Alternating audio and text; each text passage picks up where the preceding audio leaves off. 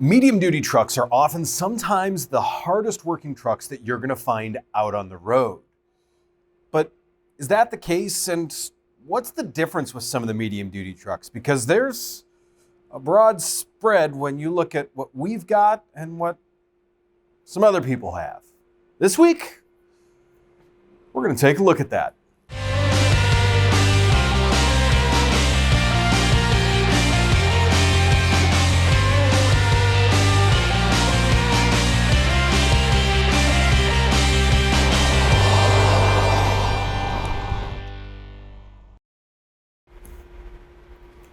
Hey guys, it's Josh at Kenworth of Richfield. I want to thank you for tuning back in this week.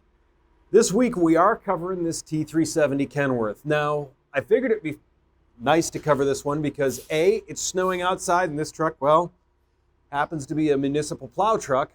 On top of that, this truck just got detailed yesterday and has been sitting in the nice warm shop, and you guys know I like to stay warm.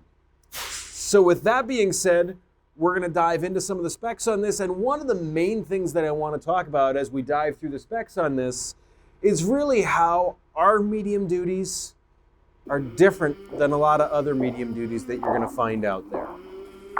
Let's get to it. I came from the mud, there's dirt on my hands, strong like a tree, there's roots where I stand. Oh, I've been running from the law.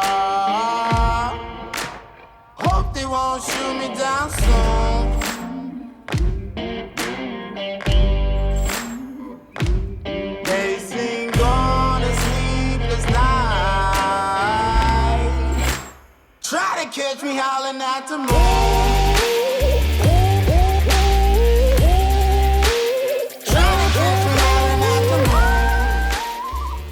As you guys can see, Henderson, they were the upfitter on this truck. We've got a nice wide plow on this.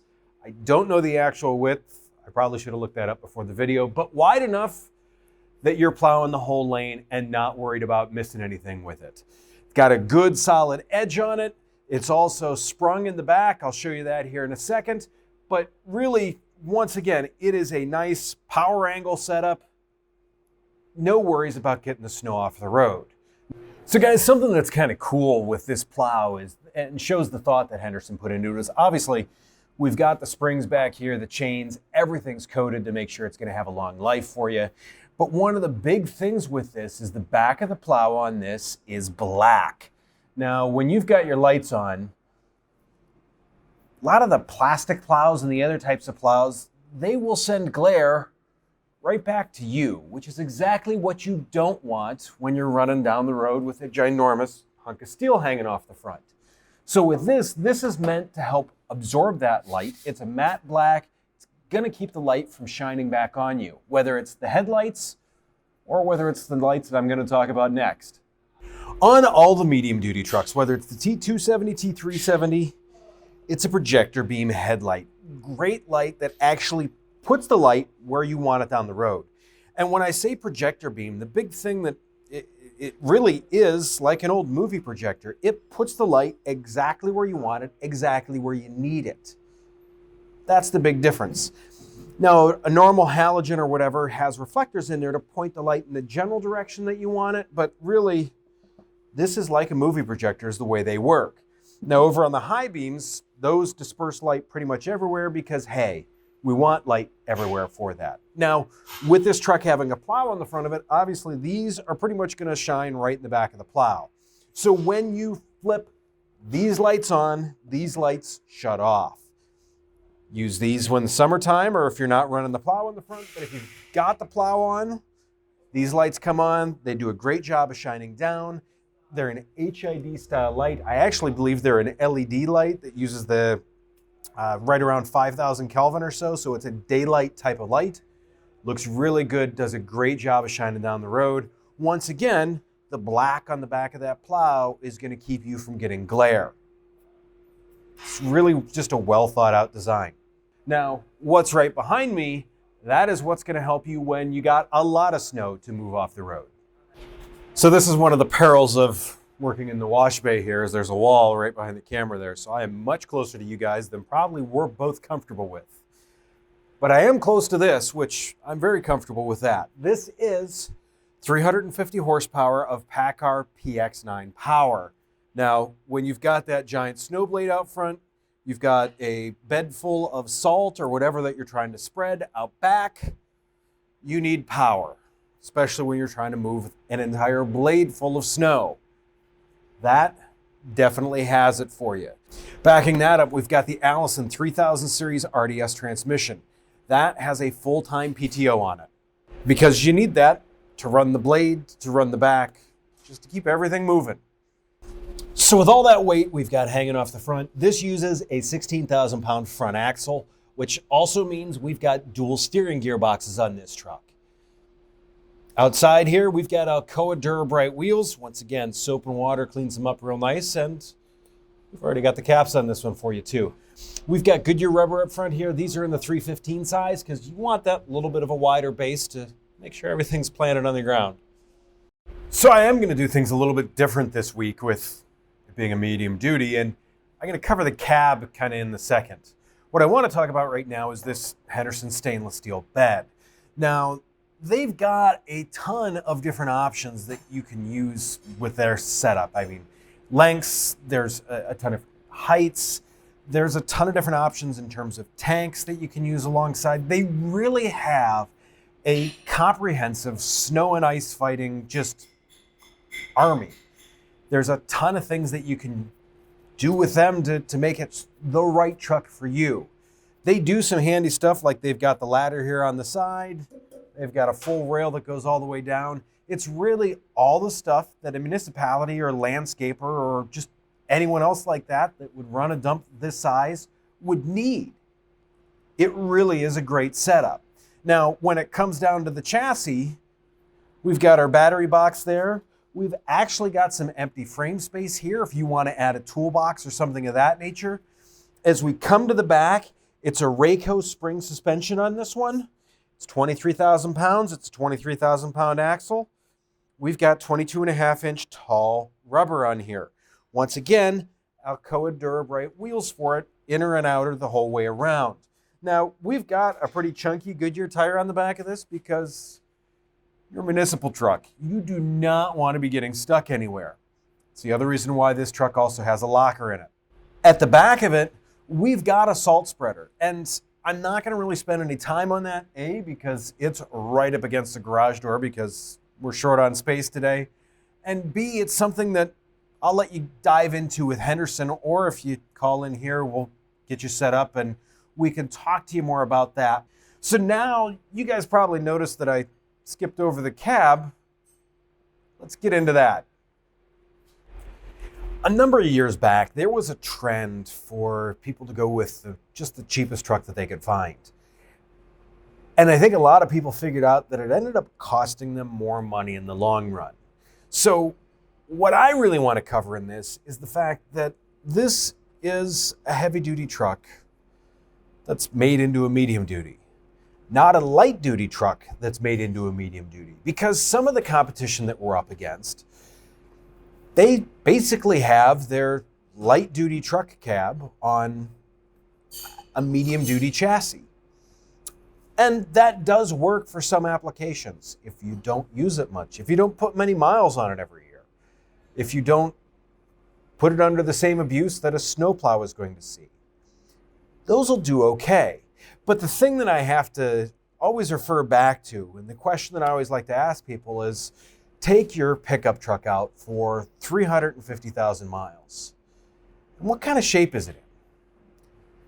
This is the same cab structure as the T800, as even the W900. So when you look at this structure, there's a lot of those trucks out there with 2-3 million miles on them, and the cab's still in good shape.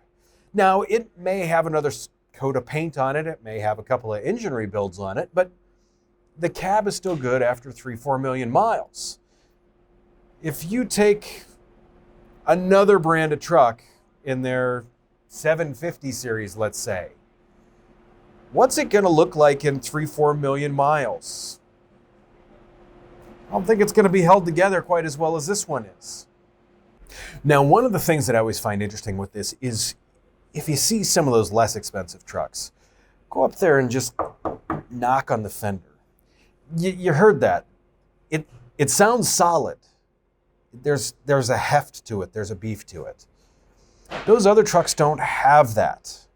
When you look at how the other trucks are designed in terms of like this, you can grab a hold of the pocket in here, and I mean, you can hang from this. The mirrors are set up that I can hang from these. I've done it from countless trucks before. With that, that's the type of durability that's built in that you're just not going to find in a light duty truck that's been upgraded to a medium duty truck. When you start with a heavy duty truck and turn it into a medium duty truck, well, you've got that much, much, much better bloodline in it. So with all that being said, let's take a look inside and let's see some of the differences in there too. You guys all know that my favorite part of the trucks is the interior, and it's just, I don't know why, but it's whether it's a truck, tractor, whatever, the favorite part has always been inside. And I mean, because this is where all the magic happens, I guess I would say. In this, the thing that you're going to notice right off the bat is when you heard the video before, I did my best to get the noise out of the video, or out of the audio of that. And I'm in a shop. You can only do so much. This is totally raw. I have not changed the noise levels. I have not done a noise reduction or anything.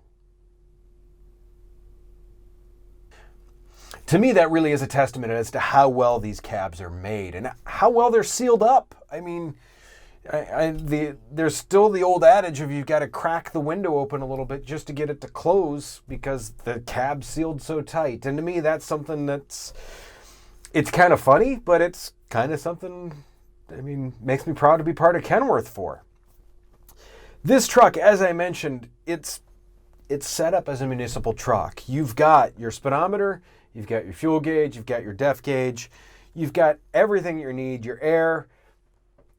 As I mentioned before, the switches for the locker is here, the plow lights is there. It does have an engine brake on it.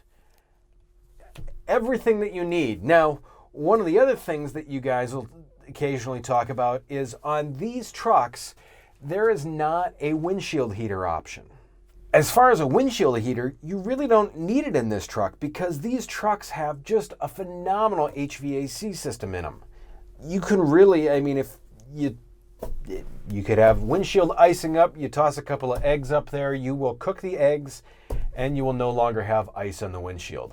I promise you, it's a great setup for this. It really is. Henderson did a good job with putting the certified Cirrus controls in here. The plow's in here, the hoist is in here. For the dump bed, there is a menu to set up how much salt you're throwing out. There's a light for it. Just all the controls are right here at your fingertips. It's so easy to operate this as you're going down the road. You need to lift the plow for an expansion joint. It's a simple just fingertip control here. It's even got an armrest for me. I mean, what else could you ask for in this? Just move your hand a little bit. So I mentioned before that I feel like these are oftentimes the hardest working trucks out on the road. And when you realize what they've got to shove down the road in front of them with a giant airfoil blocking air to the radiator, with a load of salt out back, all to make it so you can get your load to where it needs to be or so your wife can get the kids to soccer practice. This really is one of the hardest working trucks that you're going to find out there. These trucks do not have an easy life by any means, and it only takes you one or two expansion joints with the plow to realize how hard plowing is on a truck. The Kenworth, definitely going to be the one to stand the test of time. So, as I mentioned before, we may be a touch more expensive up front, but the number of years and the fewer repairs that you're going to have in this truck more than pay for it in the long run. I'd love to hear what your guys' thoughts are on this. Obviously, I like the truck because of the color, but there's so many other reasons why I like this truck. Just the way it's set up and how well it's put together. To me, this is the ultimate plow truck. Let me know what your thoughts are. Also, you think I earned this? Do me a favor and give me the thumbs up. As always, subscribe, hit the notifications bell. It really helps us out. Stay safe out there. Keep it rubber side down. Now, backing that up, we've got an Allison RDS 3000. Backing that up, we've got an Allison 3000 RDS series transmission. It's got the all-on PTO. Backing that up, we've got an Allison 3000 RDS. Backing that up, we've